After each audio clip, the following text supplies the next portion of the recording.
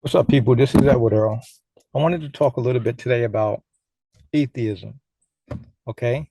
Now, I just want to just say this real quick because this is not an attack on atheists. This is not an attack on atheism. Um, my rejection of atheism is not a personal attack. And so I would hope that I don't get a whole bunch of insults in the comments. But, if that's what you want to do, feel free to do it.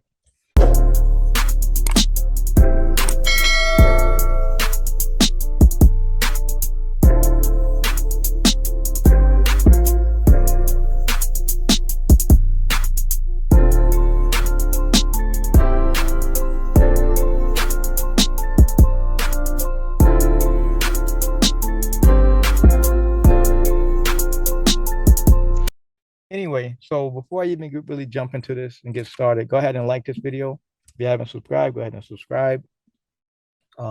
Hit that share button, and you know the drill. All of those things. So anyway, I want to give a couple of definition of terms before I really get started. Um, just so everyone can follow along with me. So the first thing I want to talk about is the definition of atheism.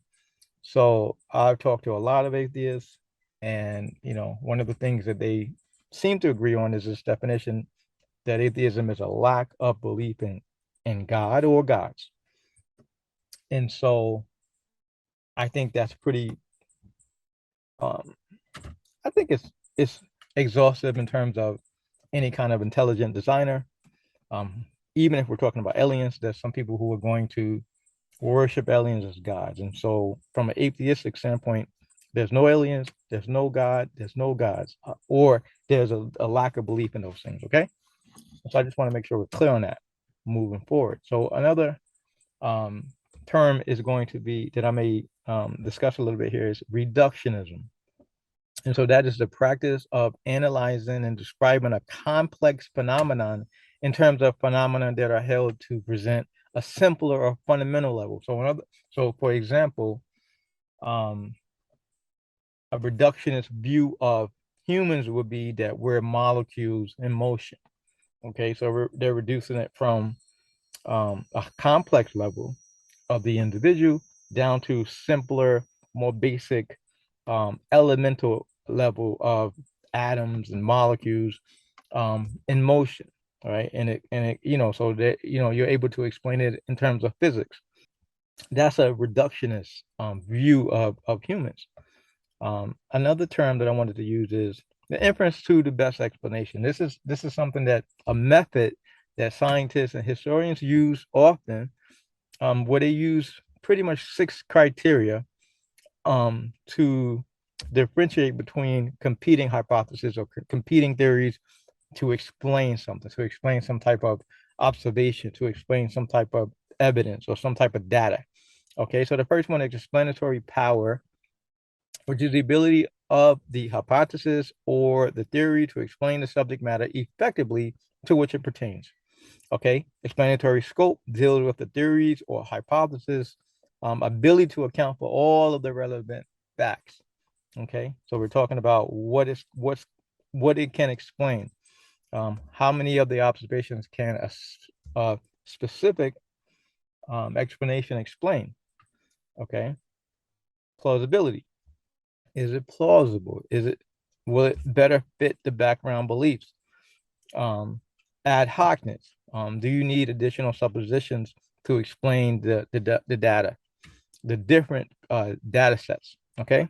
Um, and this goes to the principle or law of parsimony, which states that entities should not be multiplied beyond necessity.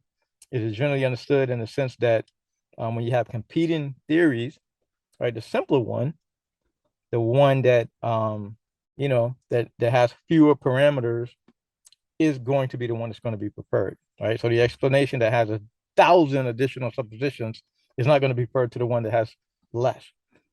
5 is it according to accepted beliefs, and then 6, which of the hypotheses or which of the theories best meet the other 5 conditions. Okay, and so that's the inference to the best explanation. You use these 6 criteria to see which one is better. Okay. So now let's go back to atheism, right? Now, a lot of atheists will say, well, it's just a lack of belief in God. So there's this idea that it doesn't affect any of the beliefs. It's just this single unbelief over here on the side, you know, and I can have all sorts of other beliefs that have nothing to do with that belief or unbelief. And this is just not true, right? Because our beliefs are connected, right? Our beliefs, the way that we think of things, our unbeliefs, they're connected, right? It's like a big puzzle, all of these different puzzle pieces, and they all fit together to form a worldview. Okay. Now, if I were to say that I don't believe in gravity, if I had a disbelief in gravity, gravity explains a lot of data.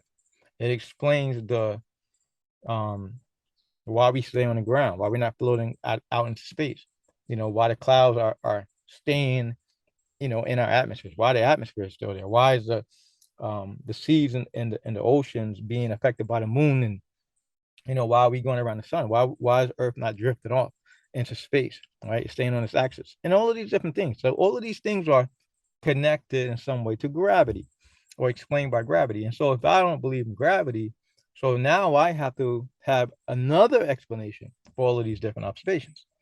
Okay. And that's the same thing with atheism. If you say that there's a lack of belief in God, then okay, fine. So now we have all of this other data that you have to explain in a different way. One example is the information that's found in every single cell, every living cell on the planet. All of it has information. Okay. If you ask an information scientist or information specialist, right, they would tell you the information comes from intelligence, it comes from a mind. Okay. And so if there is no intelligent agent behind the information in the cell, then guess what? The information wouldn't exist. And so, what is the explanation for that from an atheistic standpoint? Okay. You can't just say, oh, I have the lack of belief in God and let these things go unexplained. I mean, you can do that, but it's incoherent. Okay. Any explanation, right? Any coherent, any, going back to the inference to the best explanation, anything that's trying to explain something, right? It needs to have, it needs to be able to explain, it needs to have some type of explanatory scope. It needs to be able to explain some type of data. Okay. So from an atheistic standpoint, it totally cannot explain the information. It's not that it explains it poorly. No, it doesn't explain it at all. Okay. And then there's different phenomena within reality that fits into the atheistic worldview in the same sort of way. Um, Reason is another one of those things. Because if you take God out of the picture, right? So let's just assume that there's no God, right? So I don't want no atheists coming into the comments and saying, well, prove God. Well, guess what? The premise is that there is no God. Okay. So I'm granting you that for argument's sake. So don't come in there and ask me for any evidence. Okay. I'm granting you that. Now, with that premise, now what's going to follow from that? Okay. So that means that it's all about the natural laws, right? It's all about natural and chemical laws. Humans came about in that way from natural laws. Okay. And so things are being dictated by those laws. Those laws are not purposeful. Those laws don't have any intentionality. Okay. Things are just happening according to these chemical and physical laws, including reason. Okay. And so that means reason is an illusion. It's something that's dictated by the natural laws. It's not you coming, getting premises and coming to conclusions from the premises. No, it's the natural laws doing what they do. Okay, so these chemicals being produced, these chemicals that are mixing, these chemicals that are bouncing around, and because of that, you come to this conclusion. It has nothing to do with reason. Okay, from an atheistic standpoint, You can't explain reason. It's not that it explains it poorly. No, it cannot be explained. It has to be explained away or ignored. Okay? It has to be ignored. Cannot be explained. It's the same way if I said there's no gravity, then I just have to ignore all of this other stuff that's happening. I have to ignore uh the earth staying in place. I have to ignore why we're not floating into space. I have to ignore all of that if I say I don't believe in gravity. Or I have to come up with an explanation. Free will is another one.